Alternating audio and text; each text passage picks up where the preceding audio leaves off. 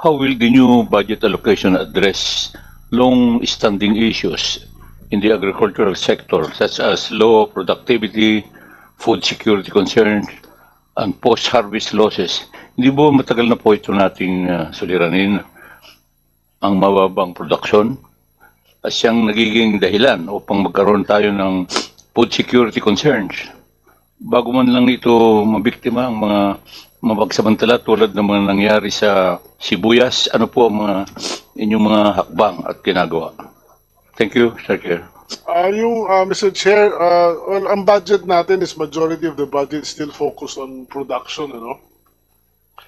May component din tayo, malaking component din ng post-harvest. And lumaki rin yung research. So all of these three are needed, ano, in order to make sure yung ating farmers produce more and make money. We definitely need technology like yung sa weather satellite systems natin, and new planting material, no, like like yung research sa tissue culture. At ang isang malaki pang problema natin dito sa ating farming, besides yung kahit produce tayo ng produce, napepeste naman tayo. So malaki din yung emphasis natin on the FAD 2026 budget, and moving forward 27-28, nilalakihan namin yung budget for all of pest and disease management. Dahil nandyan na, sayang at nawawala lang. Sa Onion, katulad sa Onion, maglalagay tayo ng research station sa Nueva Ecija, sa Bayombong, nakalimutan ko yung Bayombong yata. Bongabon, sorry.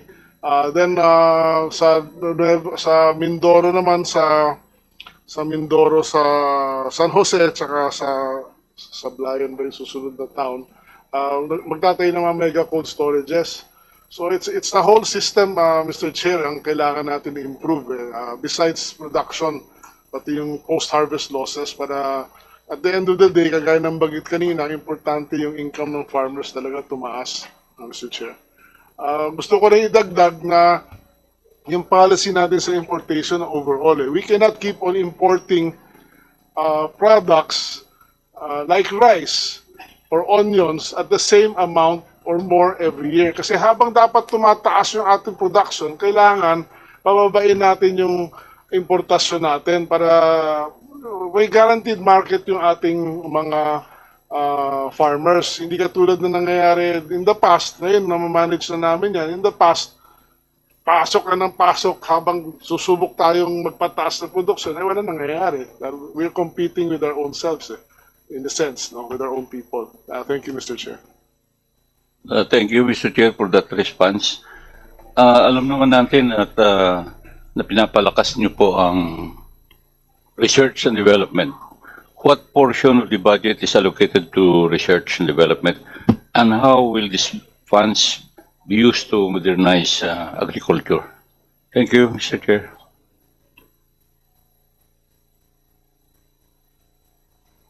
Last year, Mr. Chair, 2.9 billion lang yung ating research and development. Ngayon is 3.3 billion, so almost 400 million. And malaking bagay dito is, ang kulang na kulang sa ating bansa is yung nursery systems. No, we are importing about, oh my God, ang laki. Ang laki ng ini-import natin na seeds, no, by the private sector, which we can actually produce on our own. And if we produce local seeds for all, no, from ube to leafy vegetables and fruit trees and all of that, bawing-bawi, mas mura. Kaya itong research na to is more for the planting materials and pests and diseases, Mr. Chair. Thank you, Mr. Chair, Secretary, sa inyong tugon. Ano po bang programa ng Department of Agriculture ang pinaglaanan po ninyo ng pinakalaking pondo, at ano po ang mga key performance indicators nito at maging ang resulta ng programang ito sa mga nakalipas na taon?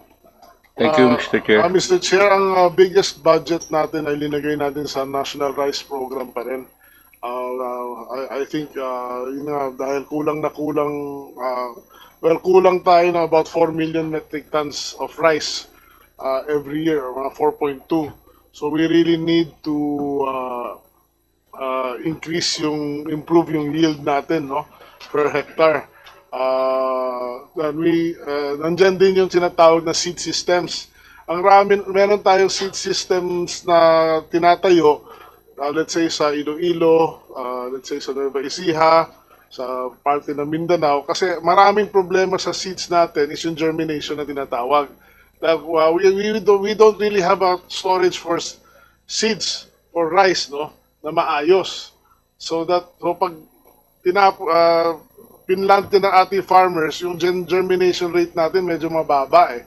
So na we lose that opportunity. So yung part of that fund is going to be used sa seed systems, storage natin and distribution. Yun na, Mr. Chair. Sa larangan po naman ng importasyon natin sa mga produktong agrikultura, pwede po bang may bahagi po ninyo ang datos ng importation versus production natin? Naitanong ko ito, Mr. Chair, Secretary, kasi po may gusto kong maging may gabay para sa aking mga binabalangkas na panukalang batas na may kinalaman sa agrikultura. Thank you, Mr. Chair. Mr. Chair, we don't have all the data ngayon, but we're willing to supply the data maybe latest tomorrow sa inyong opisina, mga opisina. Alam ko yung kulang eh. Hindi ko wala kaming comparison nung, let's say sa red onion for this year, kulang tayo ng 35,000 tons. White onion, kulang tayo ng 25,000 tons. Sa isda, kulang tayo, alam ko, ng 55,000 tons towards the end of this year. Garlic naman, we import 95% of our garlic.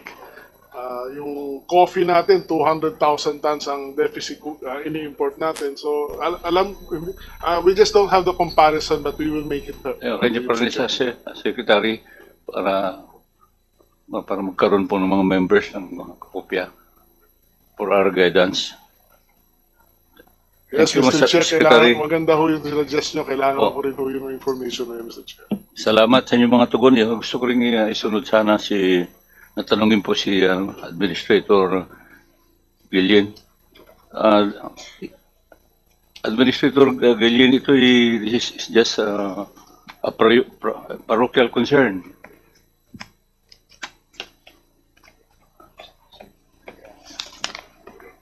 So may kinalaman po ito sa supply ng tubig na nanggagaling po sa area ko ito, sa district po ito, sa Ipo Dam at saka Angat Dam, patungo sa Kamaynilaan.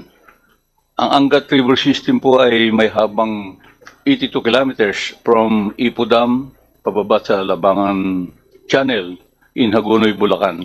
Kapag malakas po ang buhos ng ulan, umaapaw ang ilang bahagi ng Angat River System na ito na nagdudulot po ng bagbaha sa mga bayan, kasama na yung bayan ng Angat, sa mga lolaing areas, Bustos, Kalumpit at Hagonoy sa lalawigan ng Bulacan. Ano po bang posibilidad na magkakaroon tayo ng panibagong dam upstream ng Ipo Dam upang makatulong na makontain ang pagbuhos ng tubig pababa at maiwasan natin ang overflow ng Angat River? Ang bagong dam na ito ay magsisilbing source din ng patubig para sa irrigation at water supply ng ating distrito at karating na lugar. Thank you, Mr. Chair. Yeah, Mr. Chair. First and foremost, pwede po bang, Mr. Chair, meron kasi kaming map nung naka-prepare para maintindihan po natin lahat kung Please. paano po ba, ayan.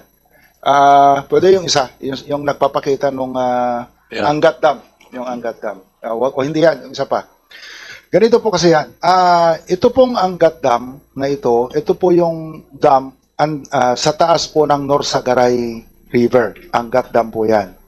At yan po ay sa Napocor at of course, dyan po nanggagaling yung tubig papunta doon po sa baba po niyan yung Ipo Dam, sir. Ano po? Yeah.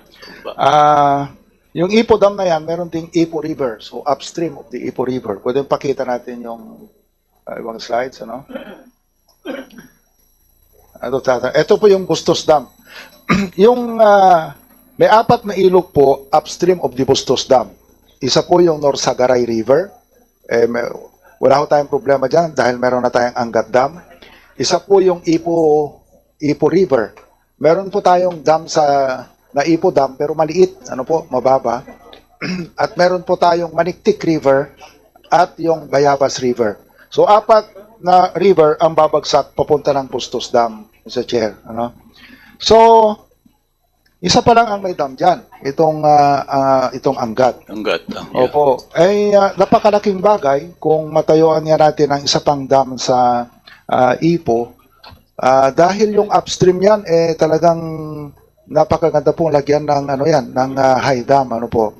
But yung isang river po dyan, Mr. Chair, yung Bayabas, ay nasimula na po ng NIA na ma-construct amounting to around 2 billion pesos yung project. Nasa 20% na po kami. So, ang wala na lang pong dam dyan is yung Maniktik and yung Ipo. Pero yung Ipo po kasi ang malaki. So, kapag nagtayo tayo ng Ipo Dam sa upstream o ng dito sa diversion na Ipo Dam, magagamit po natin yan for bulk water, domestic water, and for irrigation po. Maganda pong project. Kung may pondo po tayo.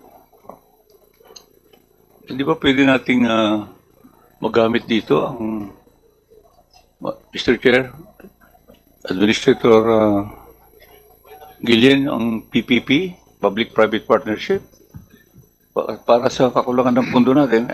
Ako po kasi isa sa mga principal author ng PPP.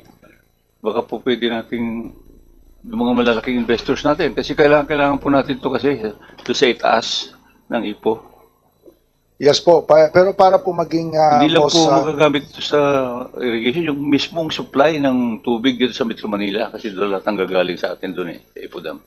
yes po, Mr. Chair. Pero ang totoo, kung gusto nating mas kakagatin po ito ng mga investors, dapat under po ito, dapat MWSS. So, but again, kung ako po titingin dyan sa PPP na yan, pwede mo kasing ipatayo yan as a flood control. Pwede kang mabayaran sa flood control component yan. And then yung bulk water, power, and irrigation. Ito po, napakagandang project. Sigurado yung itatayo nating dam dyan, madami po tayong pagbabawian, Mr. Chair. Thank you, Mr. Chair. Thank you, Administrator.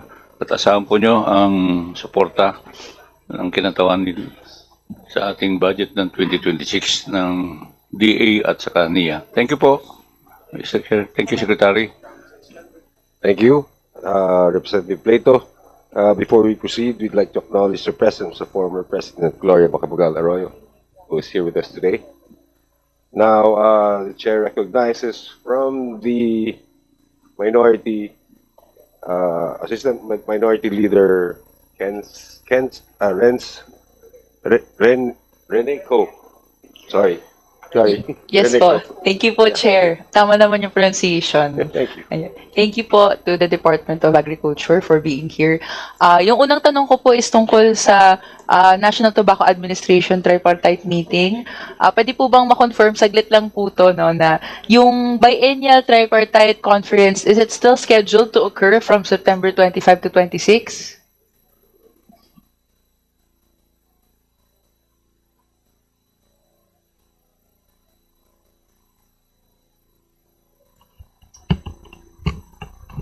Good afternoon po, ma'am. Ang annual pong tripartite meeting ng ng setting ng floor price ng tobacco po is scheduled on October 7 or 8 po. Hindi pa po na-finalize. Pero yun po yung target date namin is October 7 or 8 this year po, 2025 po. Okay. Pwede po bang ma-appraise yung representation na to kung final na ang date? Sige, ma'am, we will inform you once we are final with the schedule. Okay. Na-raise lang po sa representation na to that they were informed, tobacco farmers have been informed of a change of schedule but not the exact date pa lang. So, we'd appreciate po a copy of the order or memorandum specifying yung exact date po once finalized, Mr. Chair. We will provide your office with the schedule, ma'am.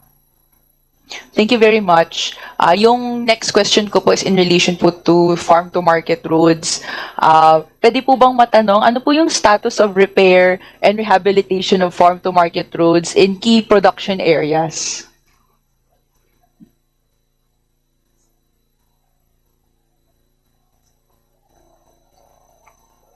Madam Chair, may we Oh, okay. May request sa BAPE to explain.